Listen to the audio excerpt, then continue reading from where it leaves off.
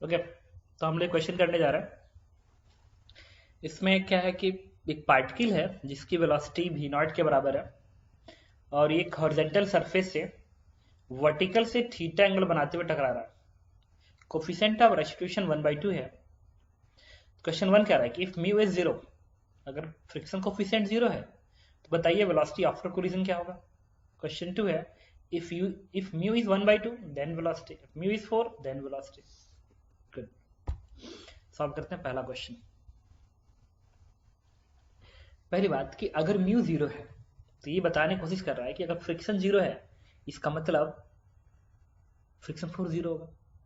तो जब force zero होगा किसी डायरेक्शन में तो उस डायरेक्शन की वेलोसिटी चेंज नहीं होगी। Only force is responsible to change velocity. So if force in a direction is zero then velocity in that direction will be unchanged. तो कोलिजन के पहले जो वेलोसिटी होगी कोलिजन के बाद जो वेलोसिटी वही रहेगी। गुड। तो दिमाग ने कहा अच्छा इस पार्टिकल की जो वेलोसिटी है ना इसके दो कंपोनेंट कर लेते हैं। सबसे पहले एक इधर,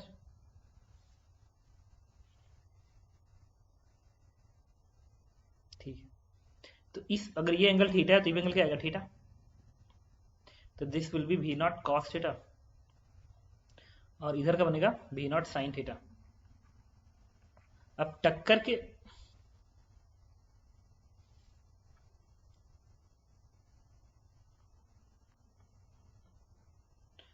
वी नॉट साइन थीटा, ठीक है। अब देखो, अब फ्रिक्शन फोर्स जीरो है इसका मतलब इस डायरेक्शन की वेलोसिटी अनचेंज रहेगी। तो टक्कर के बाद क्या होगा, अगर मैं डायग्राम बनाऊं तो इधर की वेलोसिटी अनचेंज रहेगी, V naught sine theta unchange रहेगी। क्यों? क्योंकि फ्रिक्शन नहीं है। और जो वर्टिकल वेलोसिटी है, वर्टिकल वेलोसिटी, ये धरती है ना, धरती एक हैवियर ऑब्जेक्ट है। तो मैंने कहा था ना कि हैवियर ऑब्जेक्ट वाला इक्वेशन सॉल्व करने के लिए मोमेंटम वगैरह नहीं लिखा जाता है, कोफिशिएंट ऑफ रेस्टिट्यूशन की इक्वेशन से काम चला लेते हैं। तो हम क्या करेंगे, कोफिशिएंट ऑफ रेस्टिट्यूशन की इक्वेशन लिखेंगे। ई कितना है 1/2, तो 1/2 equals to velocity of separation. मान लो टक्कर के बाद इसकी वेलोसिटी भी वाई हो जाती है, तो वेलोसिटी से अर्थ तो जीरो पे है, जीरो स्पीड पे, अर्थ तो जीरो स्पीड पे है, तो वेलोसिटी ऑफ सेपरेशन क्या होगा, V Y minus zero, V Y minus zero and divide by velocity of approach, velocity of approach. Approach कितना होगा, ये वी नॉट कॉस से पास मारा ना, वी नॉट कॉस से पास मारा, तुम क्या लिखोगे, वी नॉट कॉस थीटा। इससे वी वाई की वैल्यू क्या आ गई, this one is 1/2 we naught cos theta. इसका मतलब पता है क्या हुआ, इसका मतलब ये हो गया कि अगर कोई पार्टिकल किसी ग्राउंड से टकराता है, कोफिशिएंट ऑफ रेस्टिट्यूशन 1/2 है, तो फिर वाई डायरेक्शन की वेलोसिटी ई टाइम्स ऑफ, ई टाइम्स देखो ना, ये ई तो है, ई 1/2, ई टाइम्स ऑफ वी नॉट कॉस्ट हो जाती है। तो हम अलग से एक स्टेटमेंट नोट कर सकते हैं हमेशा के लिए। और इससे फ्रिक्शन से कोई मतलब नहीं है, फ्रिक्शन तो हॉरिजॉन्टल है ना, वर्टिकल में से क्या लेना देना, फ्रिक्शन रहे या ना रहे, वर्टिकल डायरेक्शन वेलोसिटी ई टाइम्स हो जाएगी। मतलब एक इंपॉर्टेंट टर्म्स तुम याद कर सकते हो ये, कि अगर कोई पार्टिकल इससे टकरा रहा है वी वाई स्पीड से, ठीक है, तो टक्कर के बाद इसकी जो स्पीड होगी, स्पीड अगर ये वी वाई डैश है तो हो जाएगी ई टाइम्स, इसको वी वाई ने लिख के वी नॉट लिख लो, वी नॉट है तो हो जाएगी ई टाइम्स ऑफ वी नॉट हो जाएगी टक्कर के बाद की स्पीड, ठीक है। और इससे म्यू रहे जीरो या ना रहे जीरो कोई मतलब नहीं है, वाई डायरेक्शन का मोशन एक्स से क्यों डिपेंड करेगा, ये तुम्हें याद करना पड़ेगा। तो कभी मैं अगर दिखाऊंगा कि वाई में वेलोसिटी वी नॉट है टक्कर के बाद ई वी नॉट, लेकिन कब, जब वो एक हैवियर रेस्ट ऑब्जेक्ट से टकराया, ये तब बनेगा व्हेन स्ट्राइक विथ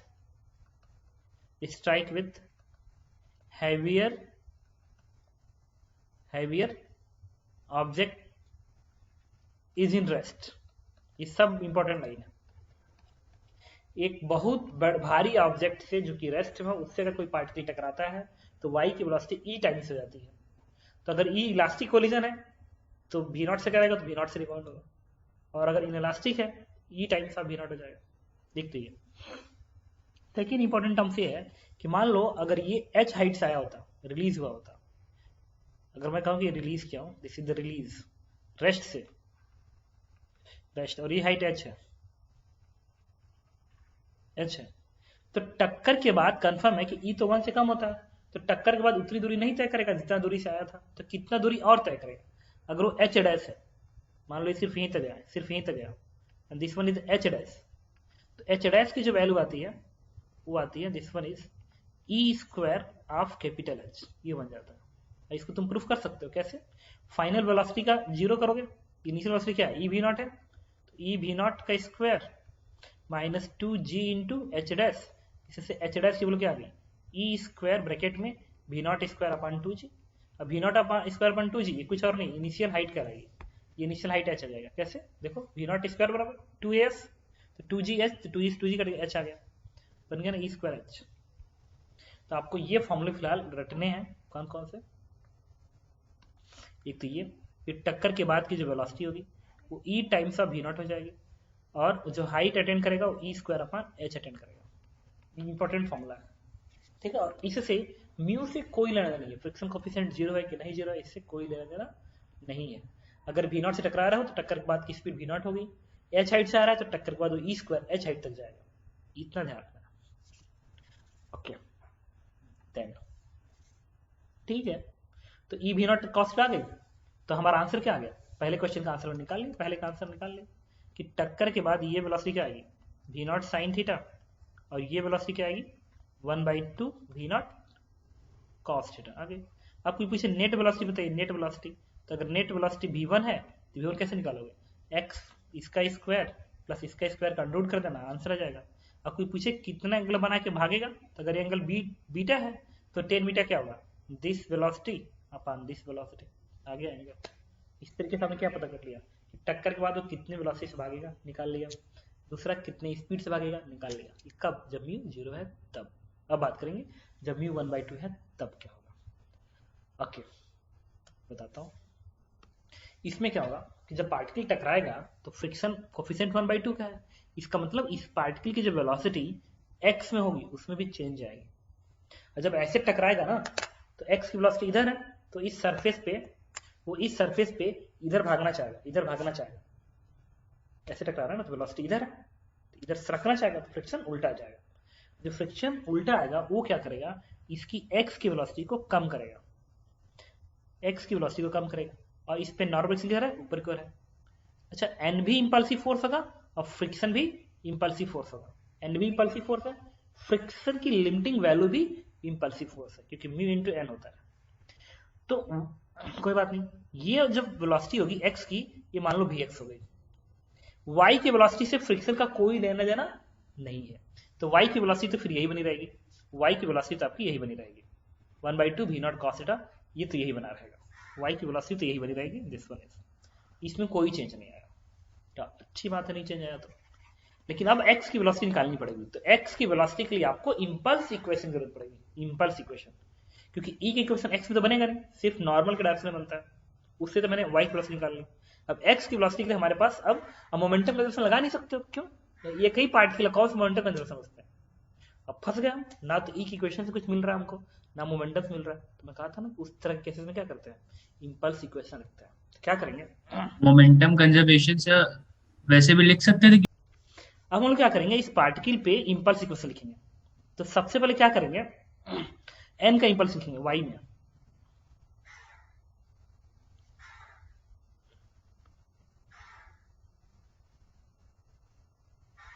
सबसे पहले एन का इक्वेशन लिखेंगे वाई में, तो बनेगा N d t, N d t equal y में भी एक्स में भी, क्योंकि एन डी टी निकालोगे तभी तो एक्स में फ्रिक्शन के साथ जुड़ेगा, तो एन डी टी बराबर क्या होगा, वाई में मोमेंटम चेंज, तो वाई में final momentum m v y यहां से आएगा, m into 1/2 we naught cos theta minus y में इनिशियल मोमेंटम, वाई का इनिशियल मोमेंटम कितना आएगा, ये कितना था वी नॉट कॉस थीटा था, तो माइनस ऑफ माइनस प्लस हो जाएगा, तो बनेगा m v naught cos theta. समझ सकते हो क्यों, नीचे करें ना वेलोसिटी, तो माइनस ऑफ माइनस प्लस बन जाएगा, चेंज होता है ना, तो इससे बोलो क्या आ गई, it is 3/2 m v naught cos theta. Okay, तो एक काम करते हैं यार, तुम इसको याद रखना अभी भी, 3/2 m v naught cos theta, मैं नेक्स्ट जूम लिंक भेज रहा हूँ, ठीक है। तो मैंने क्या क्या बता दिया था कि ये टक्कर के पहले का है, ये टक्कर के बाद का है। टक्कर के बाद y की velocity 1/2 v naught cos theta और x की वेलोसिटी vx है, vx निकले तो आंसर आ जाए। vx को कैलकुलेट करने के लिए, फॉर कैलकुलेशन ऑफ vx हम सारा काम कर रहे हैं। Vx निकालने के लिए, तो मैं एन डी टी का इम्पल्स लिखा। एन डी टी का इम्पल्स क्या लिखोगे? N d t equals to change of momentum in y direction. तो वाई में फाइनल मोमेंटम प्लस था, वाई में इनिशियल मोमेंटम नेगेटिव है, जब घटाओगे तो माइनस माइनस प्लस हो जाएगा। गुड। अब लिखेंगे एक्स में मोमेंटम का इक्वेशन, मोमेंटम का नहीं, इम्पल्स का। लेकिन एक्स में फ्रिक्शन का इम्पल्स लिखना पड़ेगा ना, तो एक्स में जब फ्रिक्शन का इम्पल्स लिखोगे, इसमें एक प्रॉब्लम आ गई कि यहाँ पे जो फ्रिक्शन काम कर रहा है वो किस अमाउंट पे काम कर रहा है। अब सारा का सारा प्रॉब्लम एक्स के लिए है, वाई के लिए कोई प्रॉब्लम नहीं थी, क्योंकि वाई में तो क्लियर पता है कि वाई की वेलोसिटी इतनी है फाइनली, और वाई की इनिशियल वेलोसिटी इतनी, तो घटा दो मोमेंटम आ गया। लेकिन एक्स में जो फ्रिक्शन लग रहा है, फ्रिक्शन तो वेरिएबल होता है, तो वहां पे जो फ्रिक्शन लग रहा है वो एक्चुअल में कितना इंपल्स दे रहा है, ये सब थोड़ा सा कंफ्यूजन है कि क्या चीज मानने की कोशिश कर, समझ ही नहीं आ रहा। इसके लिए हम क्या करेंगे, एकदम ध्यान सुन, एकदम कॉम्प्लिकेटेड चीज है यहाँ पे। इसके लिए हम लोग क्या करते हैं, फ्रिक्शन का इंपल्स अलग लिख देते हैं, लिमिटिंग का इंपल्स लिखते हैं। देखना कैसे, फ्रिक्शन लिमिटिंग dt लिखने जा रहा हूं, एकदम ध्यान सुनते रहना। अब फ्रिक्शन लिमिटिंग क्या कहलाएगा, म्यू इंटू एन कहलाएगा, इंटू dt लिख लिया। ओके, फ्रिक्शन म्यू एन होता है, एन dt तुम निकाल चुके यहाँ पे, एन dt देखो यहाँ निकाल चुके हो, उसको उठा के रख दो, तो कितना आ गया, this one is 3/2 mu N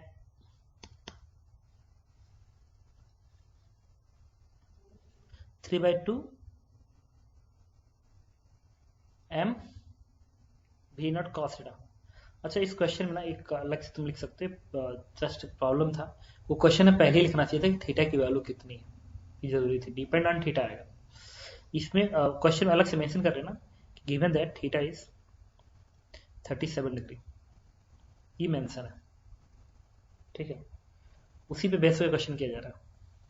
तो जब यहाँ पे थीटा तुम 37 प्लेस करोगे, तो cos 37 क्या होता है, यहाँ पे cos 37 आएगा 4/5, तो अगर 4/5 तुम यहाँ लगाओगे एन डी टी पे, इसकी क्या यहीं से निकाल लो, यहाँ पे लिखो 4/5, तो यहाँ पे जब 4/5 लिखोगे 37 प्लेस करोगे तो 4/5, तो कितना आएगा, 4 का मतलब 26/5।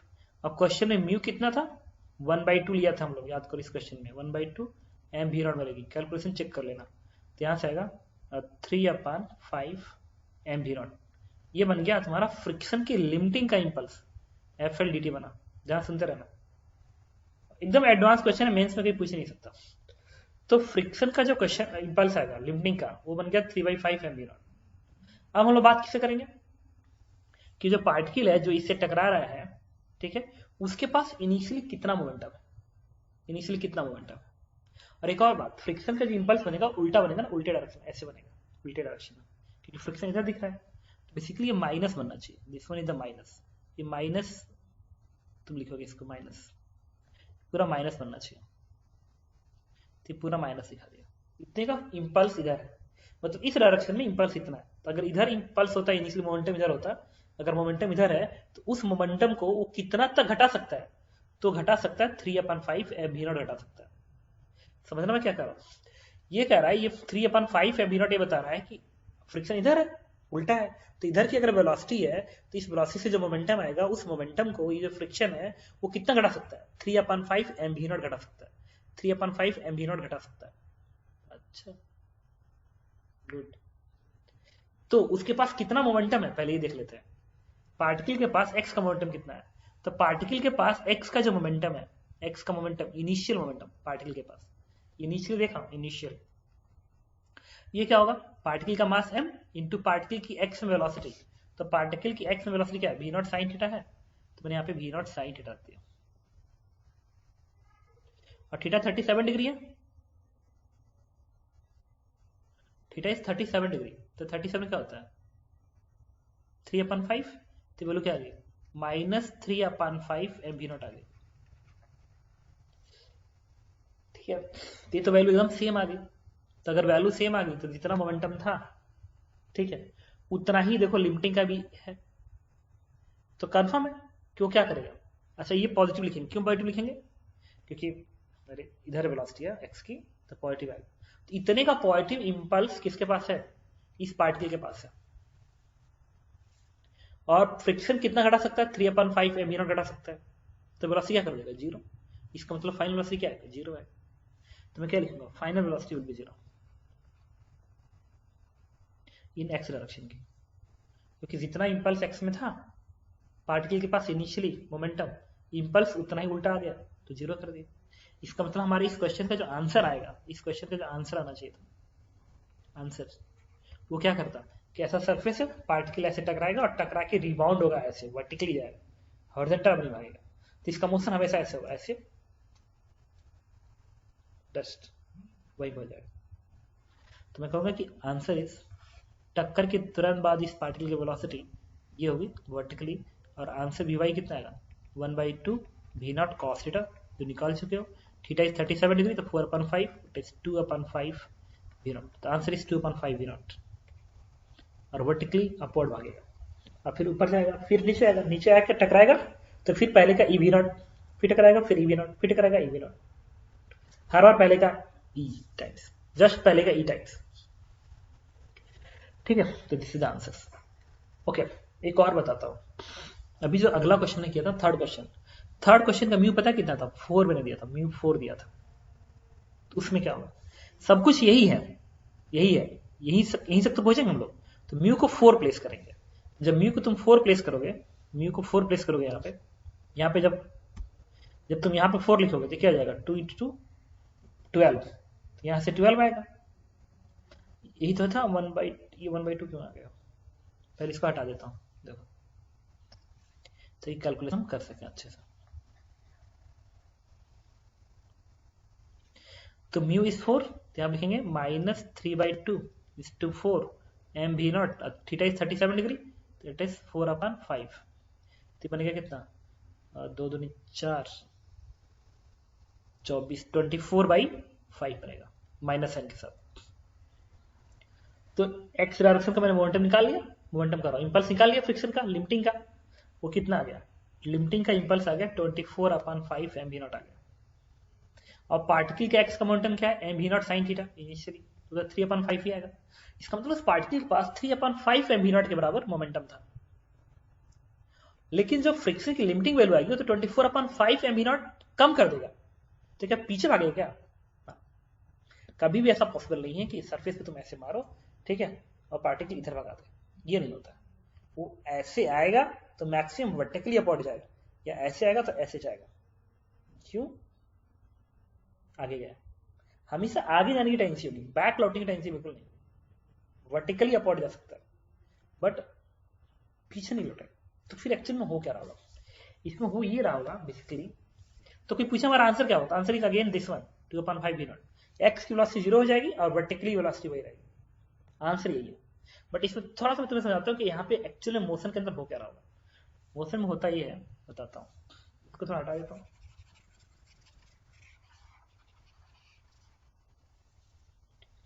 इसमें सर तो फिर लिमिटिंग फ्रिक्शन वाले इम्पल्स, तो इसमें एक्चुअल में हो क्या रहा होगा, इसमें हो ये रहा होगा,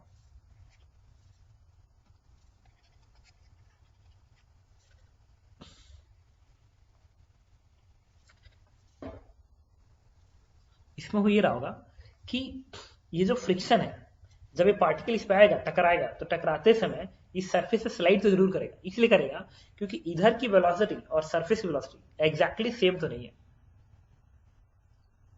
एग्जैक्टली सेम तो नहीं थी, इधर की वेलोसिटी कुछ है और इसकी 0 है, तो वेलोसिटी का हल्का सा भी चेंज है, इसका मतलब स्लिप करेगा, इसका मतलब स्लिप करेगा, और स्लिप करेगा तो फिर वो फ्रिक्शन कैंटिक आएगा, और कैंटिक फ्रिक्शन की वैल्यू कांस्टेंट होती है, और अगर म्यू सरफेस का स्टैटिक और कैंटिक फ्रिक्शन कोफिशिएंट सेम है, अगर सरफेस का फ्रिक्शन कोफिशिएंट स्टैटिक और कैंटिक सेम है, तो मैं 100% श्योर हूं कि जो तुम लिमिटिंग लिखोगे उतने ही इंपल्स कैंटिक वाला भी आएगा, तो आ गया कैंटिक वाला भी उतना ही आ गया, कैंटिक वाला भी उतना ही आ गया, लेकिन ये अब वेलोसिटी 0 भी करना है, इसका मतलब ये हो गया कि जितना एक्स में मोमेंटम पार्टिकल के पास है, इतना ही इंपल्स उस फ्रिक्शन को भी देना पड़ेगा जो कैंटिक फ्रिक्शन है, क्योंकि श्योर 100% श्योर हो कि इनिशियली, ये वर्ड बहुत बढ़िया लाइन है कि इनिशियली पार्टिकल की एक्स की वेलोसिटी और धरती की वेलोसिटी, अर्थ की वेलोसिटी अलग अलग है, अगर अलग अलग है तो चाहे जो भी हो जाए स्लिप करना ही पड़ेगा, स्लिप करना ही पड़ेगा। तो स्लिप करेगा तो कैसे करेगा? तो अगर वो स्लिप किया तो कितना इंपल्स घटाना पड़ेगा? 3/5 एमवी नॉट घटाना पड़ेगा, क्योंकि इनिशियल मोमेंटम 3/5 एमवी नॉट है ना, तो उतना घटेगा तभी तो जीरो बनेगा। लेकिन लिमिटिंग फ्रिक्शन है तो 24/5 दे रखा है, कैनेटिक फ्रिक्शन तो 24/5 दे रखा है, तो क्या उल्टा भी बढ़ जाएगी क्या? तो एकदम नहीं। तो प्रॉब्लम क्या होगी? इस टाइम के साथ प्रॉब्लम आएगा, इस dt टाइम के साथ प्रॉब्लम आएगा।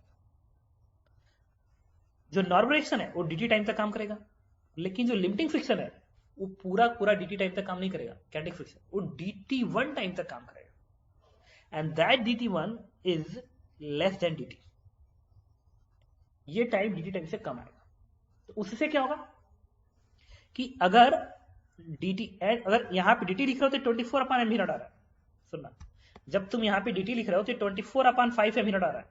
अगर dt1 लिखो तो ये dt1 जो होगा वो अगर इस dt से कम हो जाए तो dt1 एक ऐसी वैल्यू आ सकती है जिस केस में ये वैल्यू 23/5 mv नॉट हो सकती है। इसका मतलब कैनेटिक फ्रिक्शन ही काम करेगा, कैनेटिक फ्रिक्शन ही काम करेगा, बट वो टाइम को कम करेगा और इस वैल्यू को -3/5 mv नॉट के बराबर कर देगा। ठीक है, इतना का कर देगा। अब देखो, अगर सही मुझे बताओ कितना फ्रैक्शन होगा उस dt टाइम का? जितने टाइम तक नॉर्मल रिएक्शन काम कर रहा है उतने टाइम के कितने फ्रैक्शन तक फ्रिक्शन फोर्स काम किया होगा? तो तुम इस रेशियो से निकाल सकते हो। देखो इसके रेशियो से FL dt इक्वल टू कितना था? FL dt बराबर क्या था? -24/5 mv नॉट था, और FL dt क्या है? इतना है। तो इसको डिवाइड करो तो इससे क्या आ गया? dt1/dt इज इक्वल टू 3/5 से 5 कटेगा, ये 1/8 आएगा, 1/8।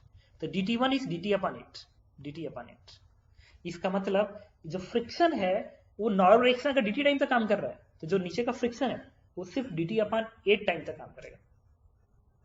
अब काम करके वेलोसिटी को जीरो कर देगा, और एक बार जीरो कर दिया, ठीक है, तो उसके बाद नॉर्मल रिएक्शन अभी भी काम कर रहा होगा ताकि y की वेलोसिटी चेंज हो सके 1/2 v नॉट cos थीटा, लेकिन फ्रिक्शन नहीं होगा क्योंकि फ्रिक्शन x में वेलोसिटी उल्टा वेलोसिटी देता, तो नहीं आएगा।